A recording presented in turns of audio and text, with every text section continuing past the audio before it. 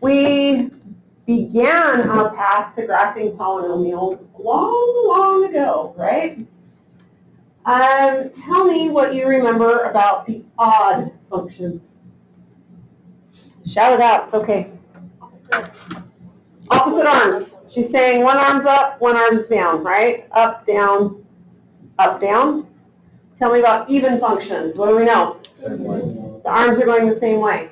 All right, in an even function that's positive, which way do the arms open? Up.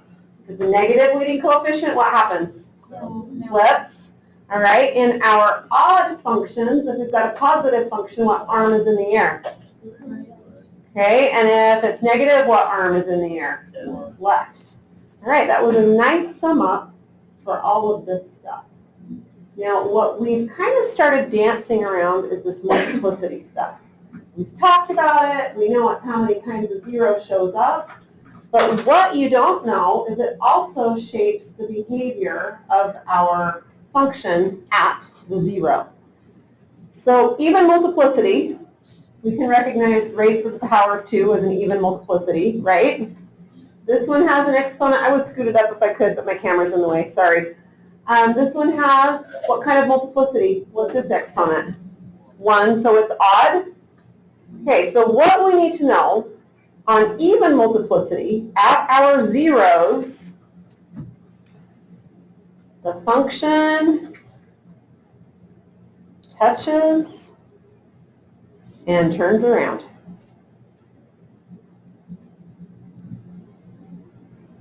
So that's even multiplicity. When we have an odd multiplicity, the function crosses through. I should say the zero. The function touches the zero and turns around. The function crosses, touches the zero and turns around. Odd multiplicity, the function crosses through the zero. That sounds great and all, but then we've got to put it into application and see what it really looks like. We've spent some time learning about x-intercepts, zeros, and y-intercepts. So help me figure out what are my zeros, my x-intercepts. What are they? I've got a 0, I have a 1, and I have a -2. Close.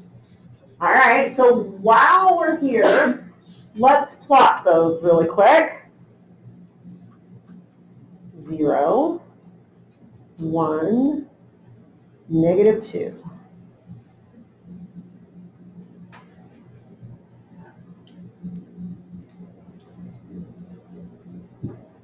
And now let's talk about what we just barely learned.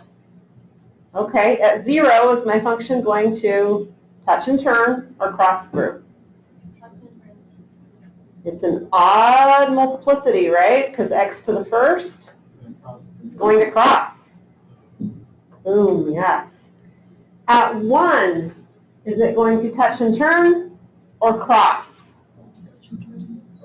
Because of this guy, this 2, that even multiplicity, it's going to turn. At -2, we'll see if we can get this one. 1 out of 3. Some of you have got 3 out of 3. All right, what's my multiplicity? Let's back up. Power of 1, right? So it's an odd. So at -2, is it going to cross or touch and turn? It's going to cross. What's my y-intercept, by the way? If I let x equal 0, what's my y-intercept? And my y-intercept is also 0, so it's not going to help me to graph that, is it? I've already got that point there. Now I've got to figure out kind of what my function looks like. That is going to help me graph this function. What is the degree of my polynomial? Remember how to find that? So if I were to multiply this all out, FOIL everything, FOIL again, triple distribute, Melina thinks she knows she's raising how many fingers? 4. So how did she get to a degree of 4? Here we have an x squared times an x, right? So we do have a degree of 4. That leading coefficient, is it positive or is it negative? So which way do the arms go? So I know it's going to look, who knows what's going to happen in the middle, but both of my arms are going to be up, right? Now, we are going to sketch here. It's not an accurate graph. We're going to sketch. There's a little calculus that goes into finding where things peak and valley. So we're just going to sketch. We know both of the arms go up, right? Now I'm going to look at my zeros from left to right, because that's the way I'm going to graph this. So my smallest 0 is -2. Tell me what happens at -2. It crosses. So it's going to go through the x-axis. Isn't it going to have to turn around to come back up and get this 0? I mean, it can't keep going down forever. It does have to turn around and come back up. So it'll go down, it'll turn around and come back up, but now I've got to decide what happens at 0. So at 0, we said it crosses as well because it's an odd multiplicity, so it crosses. Now it can't continue up forever, it's got to turn around and get that next 0, right? So it turns around, and at 1 even multiplicity, what happens to our function at 1? It touches, it doesn't go through, and it turns around. Isn't that crazy? So we have sketched this polynomial. If I were to plot more points, we could have a better idea of what that looks like. But that's close enough for what we're going to be doing in ALEKS today. Let me show you how our homework is going to look today. Now, I apologize. For me to be able to see everything and make this work, I really have to zoom out or I can't show you what's going on. So if you need to scoot up. I'm going to join you a little bit. First of all, oops, sorry about that. Let's get an idea of, maybe I zoomed out too far because I've lost my grid. We'll figure it out. We're going to figure out what this polynomial looks like. So tell me its degree. 4. All right, I agree. It's a degree of 4. So what do we know about the arms? They're both going to go up because that guy's positive out there. So something happens in the middle, I don't know what, but I know both arms go up. What are your zeros? -1 and 2? All right, I'm going to come start typing it in just for the sake of, I'm going to have to do it anyway. So, how did I get the degree? So you see we have this x squared times another x squared. So that's what gets us to our 4. All right, maybe we can make it work right here. And I've got everything back.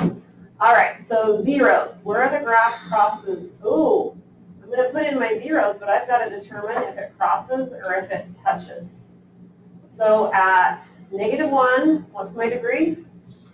2. So that's even. So does it cross or touch? So I've got a -1. And then at 2, what else happens? Same thing. All right, so are there any where the function crosses? None in this case.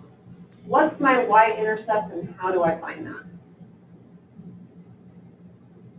Let x equal 0. If x is 0, I would have 1 squared times -2 squared, which is what? Try again. 1 times a -2 squared. We've got some We've got some deciding to make here. I know I'm not drawing it up there. We're doing it in our heads. But I've got a 1 squared. What is 1 squared? Let's start there. 1. What is a negative 2 squared? So I've got 1 times 4, which is what? I don't know. Hey, we got there. It's all right. So we've got our x-intercepts. We've decided what their behavior is. We've got our y-intercept. And now it's going to help us graph this, but we've got to give it all of the key features, okay? It is easiest, like on the paper we just did, if you move from left to right. So I can for sure plot my y-intercept. That's no big deal. But on your x-axis, trust me, move from left to right. Because something's going to pop up here when I graph my first 0. So our least value 0 is negative 1. When I plot that, look what happened. So now remember, our function is coming from above. It's coming down, and at negative 1, did we say it crosses or it touches? All right, so which one of these does it have to be? The last one. All right, so our function has come down, it's turned around, and where's my next 0? 2. At 2. All right, so we've got to determine what happens. It came down, it turned around, it went up, it's got to turn back around, and at 2, we also said it turns around, it touches and turns, so it would also have to be this guy. And then we can do this amazing connect the dots. Now, I would like to do another one of those, just because these were both touch and turns. So let's try another together. Yeah, what's the name? Oh, the end behavior. I didn't select that. That is what we talked about when we drew that funny little graph there. What are the arms doing? That's end behavior. We've done this before. It's been a minute. What are they both doing? They're both rising. All right, I just want to erase this little thing here. Oh, good. This is a new one. I like it. Tell me about the degree of this function. Yeah, I would agree. Definitely a 3. It's negative, so tell me about the arms. Our end behavior, shall we say. Left one's going to be up, and the right is going to be falling. All right. So my first 0 I run into is a negative 1. Does it cross or touch? So negative 1 right here.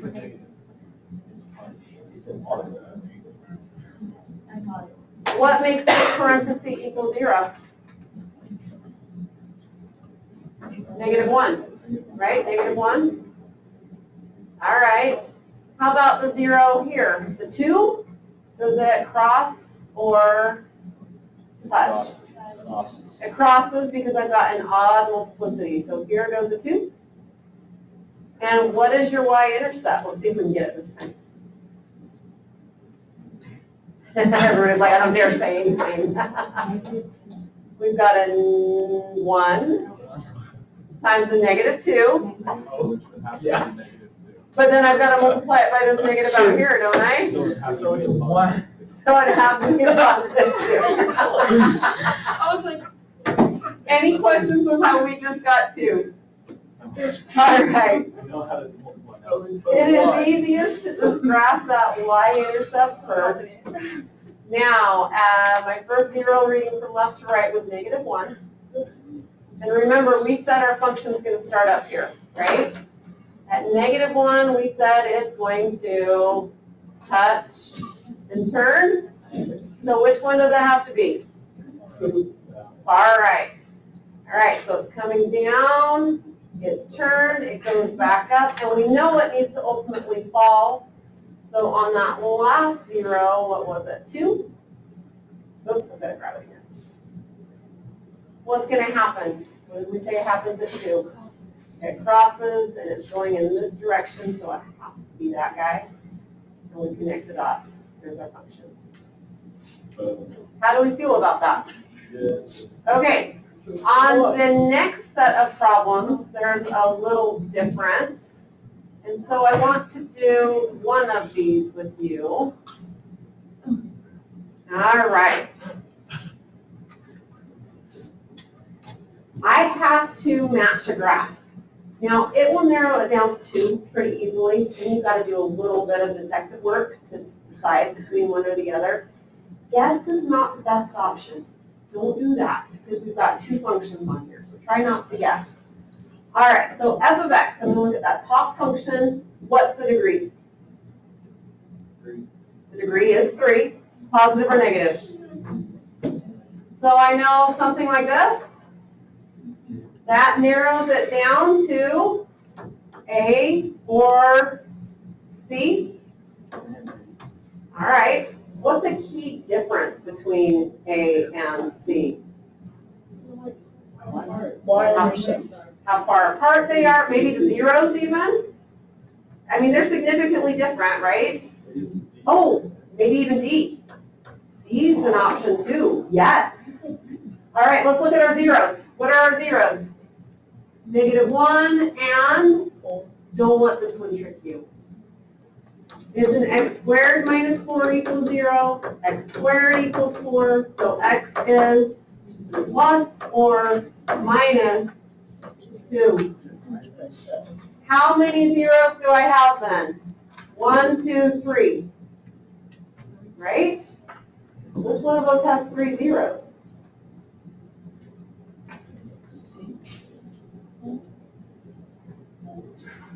-1. Oh, yeah, right here, huh? Has to be C. Right here, 1, 2, 3 different zeros. Okay, so we had to do a little bit of research. So C is the answer for f of x. Let me erase this mess so we can look at our G. Oh, they're going to make us work for this one because it's not in factored form. You've got to get it there. Remember how? Look for the greatest common factor first. X squared. So if I pull out an x squared, I would be left with x minus 3. All right, my degree is 3 and it's positive. So that is, man, they're narrowing it down to 3 for us. B, E, or F, yes? All right, what are your zeros? 0 and 3. All right, 0 and 3, so B is gone. These are both 0 and 3, aren't they? They're both 0 and 3. And let's see, what's the big difference between the 0 on those? This one crosses and this one touches and turns around. So let's look at our behavior up here. And with 0, what's the multiplicity? 2, which means it touches and turns around. So which one does it have to be? F. So you've pieced a lot of stuff together today. Try it out. Let me know where you need help. It works. Yes.